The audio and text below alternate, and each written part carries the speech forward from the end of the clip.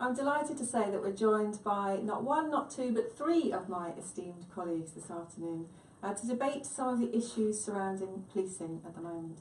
So we've got Lisa Segura, Phil Clements and Nathan Hall, and I've got some questions that I'm going to pose to them. Again, please feel free to post your questions in via Twitter or via the live stream app, and we will present your questions to the panel.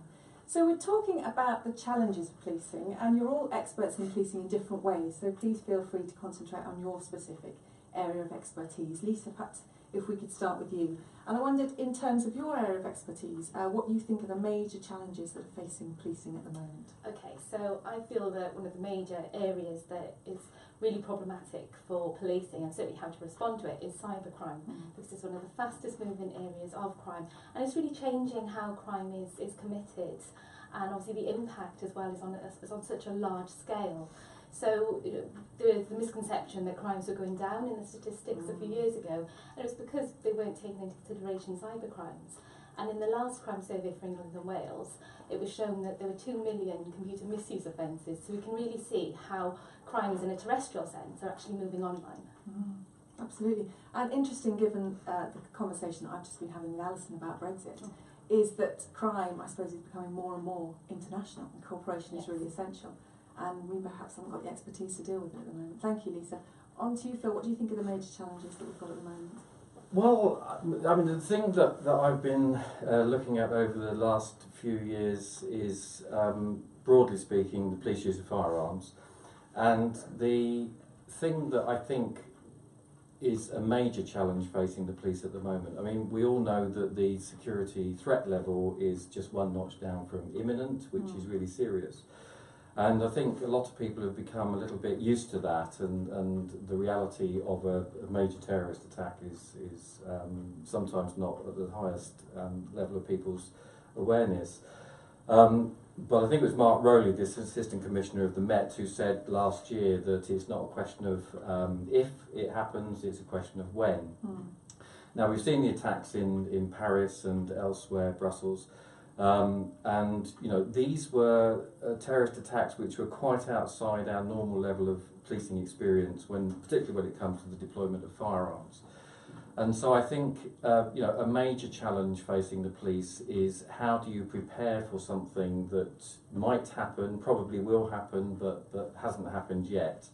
The extent to which you do that, and you're doing that against a backdrop of, you know, decreasing resources. Considerably fewer authorised firearms officers than there used to be a few years ago now, although the Met has got plans to increase the numbers. But even then, you know, you're not talking about one-on-one firefights with you know, armed robbers. You're talking about the potential for something like happened in Paris, where you have 3 or 4 people with machine guns, and the whole game is going to change.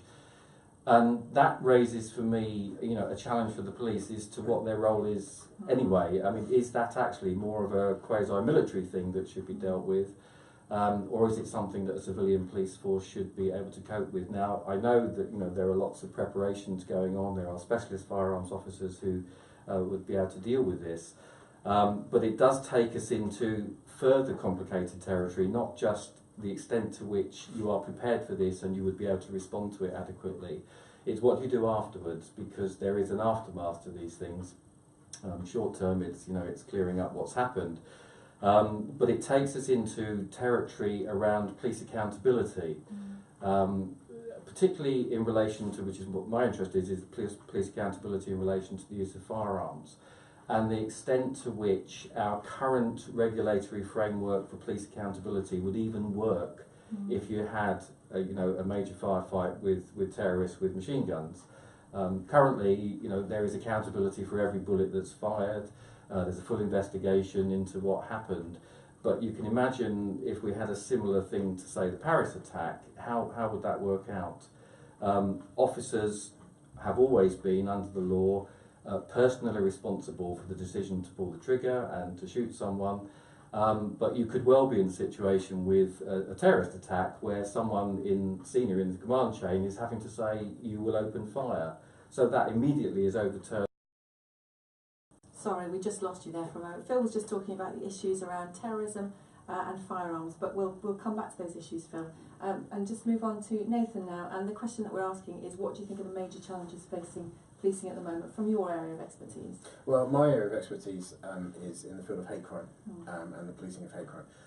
And obviously over the last 7 or 8 months, that's become a hot topic once again, if indeed it ever dropped off of that from that scenario. I would start off by saying actually that the challenges facing policing in hate crime historically and the ways in which the police have traditionally dealt with them over the past 20 or 30 years has been real fruitful ground for those who want to bash the police about the poor performance and not rising and meeting the challenges. But I would always just caveat anything I say with, in terms of comparisons to international police forces, I think that British policing in terms of responding to hate crime is probably the best in the world. So everything here is that I would say about challenges is relative, and I think actually that improvement over the last 20 years or so is a product of learning some very, very painful lessons, obviously from Stephen Lawrence, but from other significant cases that have had a number of failings. That said, despite the improvements in the relative situation, there are some interesting trends from the Crime Survey of England and Wales that keep repeating themselves. And I've just made a note of something here that if we compare victims of hate crime to victims of comparable non-crime, hate crime victims are much less likely to be satisfied with the police response. They are much less likely to think that the police have treated them fairly, and much less likely to think that the police treated them with respect, which is some really interesting perceptions there. So there's clearly stuff to do. So I think there are still roads to be made on the obvious long-standing challenges. So the need to increase reporting, hugely important. We know that if we compare recorded statistics with the Crime Survey of England and Wales, that about 1 in 5, 1 in 6 hate crimes are reported to the police.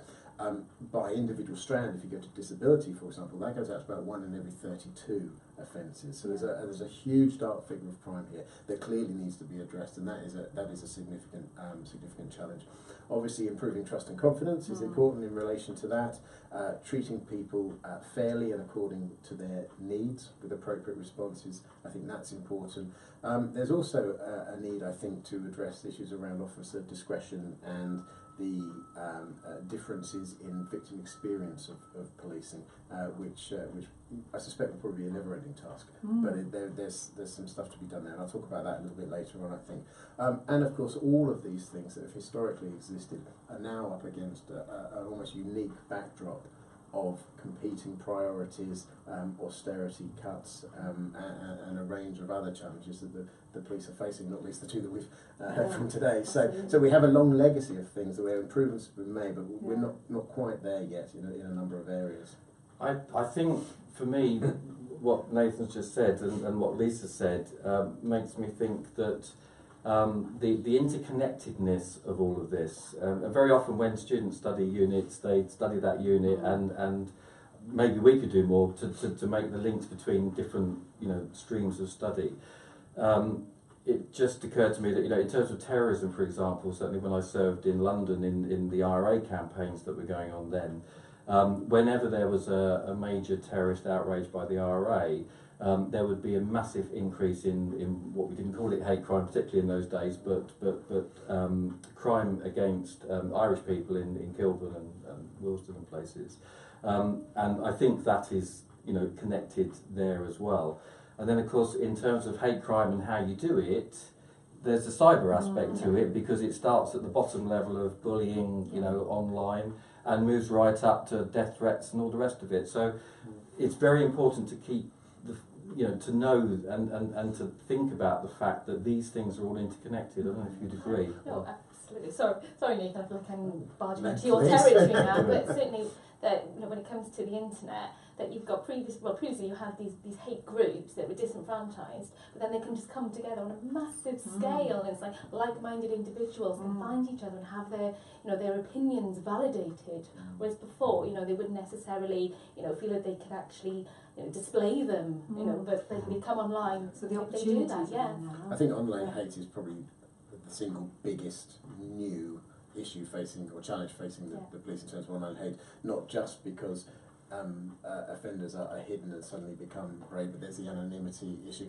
and of course this is almost unique in terms of how the police respond to it. It's not the case of somebody dialing 999 now and turning up with blue lights in a car and then dealing with an incident in the same way. It's a whole different caveat, and it's hugely significant because there are all sorts of questions about the blurring of the lines between truth and opinion and prejudice and hate, and those boundaries of free speech and expression that are really important. But in your experience of this, Nathan, and probably Lisa as well, I think in terms of cybercrime, to what extent are the police currently equipped to deal with this? And I guess a follow-on question, does it need to be a police officer? I mean, if someone is sitting in front of a computer policing, maybe receiving the complaints online, maybe investigating them online, why does that need to be a police officer? I just throw that question out because it does seem to me that maybe it doesn't need to be a police officer who can do all the different things that police routinely do. And can they simply even countenance doing all the different things that they do? But if you look at the police training model, it's still very traditional, looking at the use of radio and working with communities. But the complex nature of the work that they're involved with must mean that we've got to go back to the drawing board on how do we train our constables, Well, I think whether that's we true. need to have constables working. That in it those goes areas. back to Kenneth. I think it was Kenneth Newman. Well, I know it was because I was serving under him at one stage. He coined the phrase "omnicompetent constable," which meant you could do everything. And I think there's an argument for that in some respects because, particularly when police go out to take a call and go and respond to the member of the public, they have no idea what they're going to have to face. So you need a fairly high level of awareness of a lot of things. But those were in the days when life was not complicated. Video recorders were only just being introduced as something that people could steal. And life has changed, our social fabric has changed so much, the technological fabric has just changed completely out of recognition. And we really are in a situation now where we need people, with policing function, whether they're sworn police officers or not is another issue, but we need people that are capable of doing this, and it becomes so specialist that actually that would be best for them to focus on because they can do it better than, someone who's... And notwithstanding that, of course, the main issue I think for me here with online hate is the sheer volume of it, and the creation of Web 2.0 has changed that, so you have now interactive forums. So it's not just appearing on hate websites, you get all sorts of comments and perhaps insightful messages and language on comments that follow a news story on some obscure website. And I was having a look at a website this afternoon just before I came in here actually that uses algorithms to measure online activity, and just before we came in here that was saying that 370 million tweets have been sent today now around the world. Now how do you even begin to deal with the proportion that even maybe within a forced area, or indeed how do you know where they've been sent from, sent to? It's changing the face of policing beyond recognition, I think, in this regard. It's just astronomical amounts of information. How much of that is evidence? What can you do with it when you find it? How do you manage it? It becomes incredibly difficult. Yeah. And Phil, you raised the issue of the sworn police officer, and I mean particularly I think, Lisa, in the area of cybercrime. What kind of person do we need in the area of policing cybercrime? Well, I think at the very sort of base level, I think all police officers in their core training need some element of understanding what cybercrime is and how to respond to it. But I think that having some sort of hybrid police officer that's got the sort of technical know-how as well as having a sort of behavioural understanding of online motivations and criminality would also really help. I appreciate obviously not every police officer can do that, and obviously having those technological skills, there probably needs to be specialist departments. But I do think that's where the future of policing needs to go. Because I've recently been doing some research talking to new recruits to the police service about their motivations for joining. Now, not one of them said that they wanted to tackle the issues of cybercrime. They want to help the community, they want to work outside, they're excited about the exciting role that they perceive that policing may or may not be. No one would mention the issues that are necessary for solving the problems that you outlined. But I think what's interesting is that what you'll find is many crimes will have a cyber or at least a digital element today, and so you need that new understanding of how the world operates as well. There's an element there will be some sort of element in there within that crime that the police officer shouldn't obviously overlook as well. But I think it's interesting what Phil was saying about almost whose responsibility is it. And I think there is this expectation at the sort of public policing level that the police should be able to just deal with everything, and sort of plays into the myths and sort of misperceptions of what cybercrime actually is as well. And you know, I do think this is more than just, you know, the police's responsibility. I think there's a myriad of actors as well that should be involved, you know, which aren't necessarily state actors as well, you know, as private organisations, even the individual, but without putting too much on them as well, because there's also education. But there is a model of how that could work from my own experience. We are talking some years ago now, but you know, for example, the security services and the related organisations within the police would be responsible for following people, for gathering evidence, for making a case, but they would never make the arrest. In some cases, they didn't have powers of arrest, so it would be passed over to people who did have powers of arrest to bring, you know, the suspects in, and then they would be interviewed with the help of the other individuals, but not necessarily making the case. And I just wonder whether, you know, there is a case to say, well, actually, what we need is experts who can basically work online, I suspect, to gather evidence. They would not need to be the ones who go out and arrest people, providing they can gather the evidence, make the case. Someone else can do the arrests.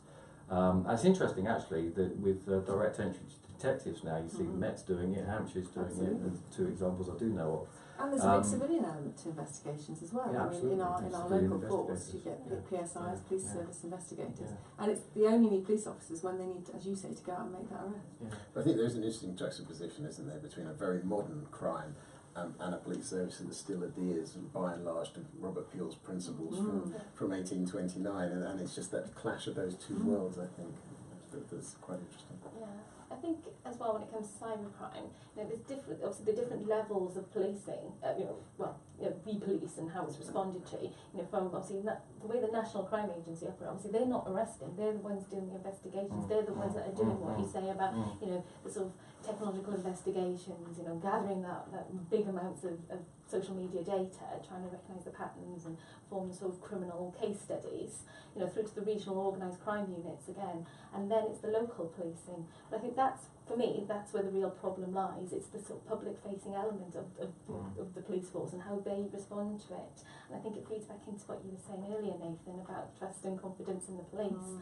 That if, you know, if people feel that they can't go to the police or not be taken seriously, or, you know, and actually a bigger issue as well is actually understanding what cybercrime is as well, that people, you know, people probably aren't even framing it in those terms, and maybe the police aren't identifying it as one of the complexities of online hate is that quite often victims won't know that they are being victims of it, and it's other perpetrators or other people who might be inclined to take action against something that they've seen online, that then suddenly, you know, people become a target without any sense of warning at all.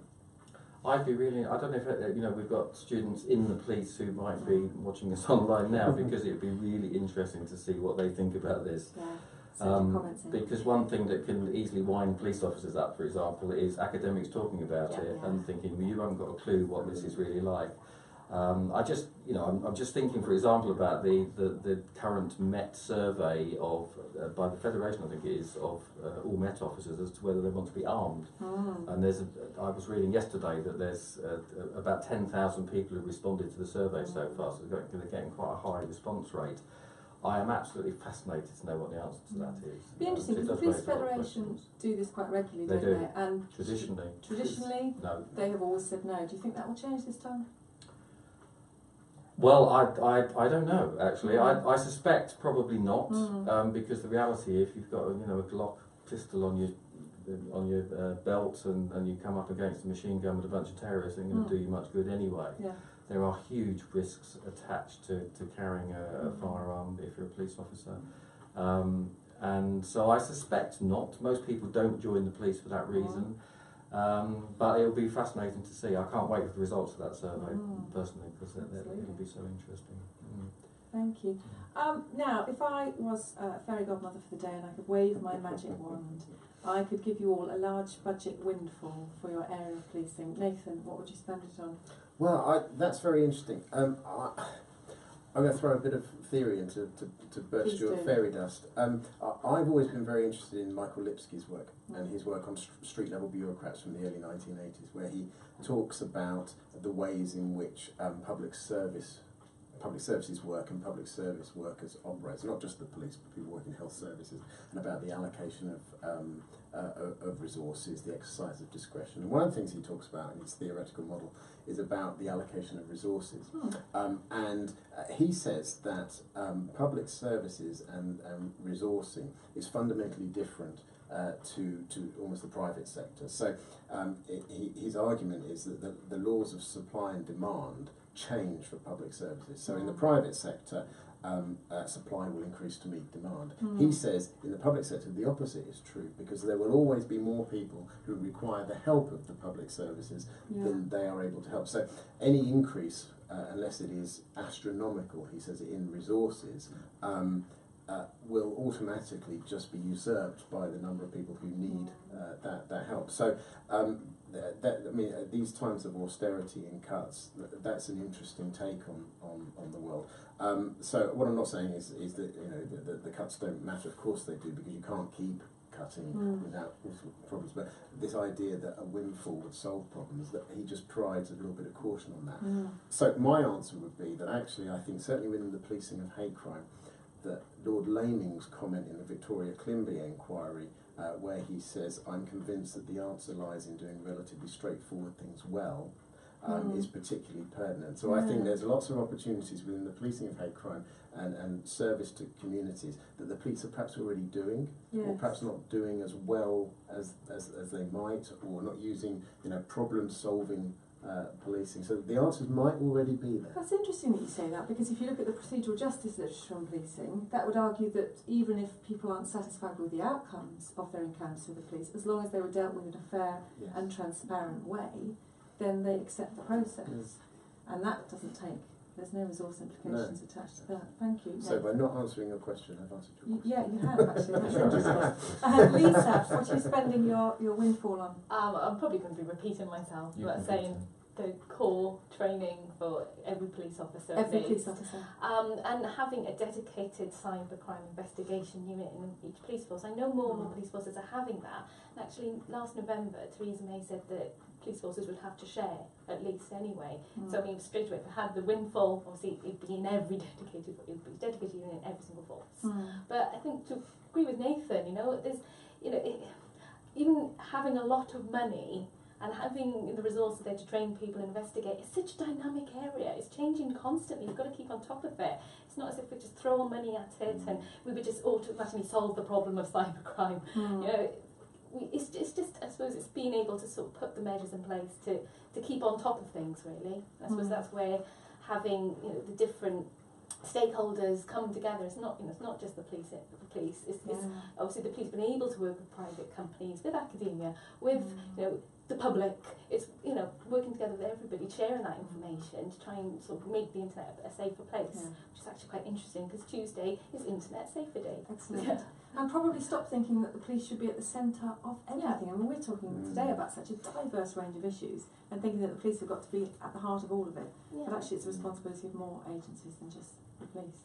Although I think we have to be quite careful, because there's been sort of discussions afoot recently about putting more responsibility on internet users as well, and I think that's a very dangerous territory, because we're going into the realm there with with people that could be very disadvantaged, certainly in socioeconomic situations where people might not be able to afford the expensive antivirus software, and then they're going to be more vulnerable to phishing attacks or having their identity stolen. And then, well, you didn't take the correct precautions and prevention, so therefore, you're not going to get reimbursed for what you've lost. So I just think it's a very difficult one, and obviously not everybody's got the same education and information as well. So I think, absolutely, I think how we respond to cybercrime is, across a variety of stakeholders.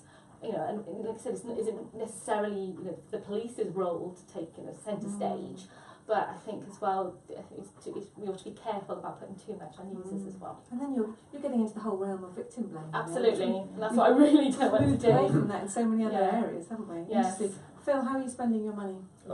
Fairly briefly, well, if I was a Chief Constable, I would firstly have to go and see the Police and Crime Commissioner and say, what do you want me to spend it on? I think probably one would have to look at the policing plan and look at the areas that need some investment to make that plan happen. There's no point in having a strategy if you can't achieve it. I think in light of what Lisa was saying, organisations need to realise that all change programmes cost money. You can't actually do it for free normally, and so you would have to look at, you know, how do we want to change in response to cyber, in response to hate, and what resources do we need to put into that.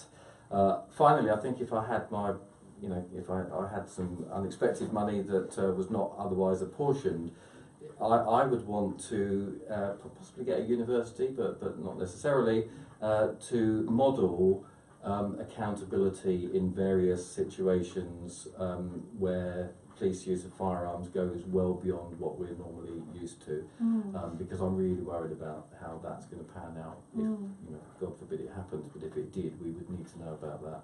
So I would probably do that. I do think, just very quickly, in relation to what we were saying about the police being at the centre of everything and being able to draw on other partners, lots of these partners, particularly in the world of hate crime, have disappeared. Third sector organisations have gone out of business, and the police find themselves almost as social workers here, and that requires a level of understanding. Absolutely. Thank you very much indeed to my panel. Thank you to Lisa, thank you to Phil, and thank you to Nathan for what I hope was quite an interesting debate there on some of the challenges, some of the many challenges that I think the police service and many other agencies are facing at the moment.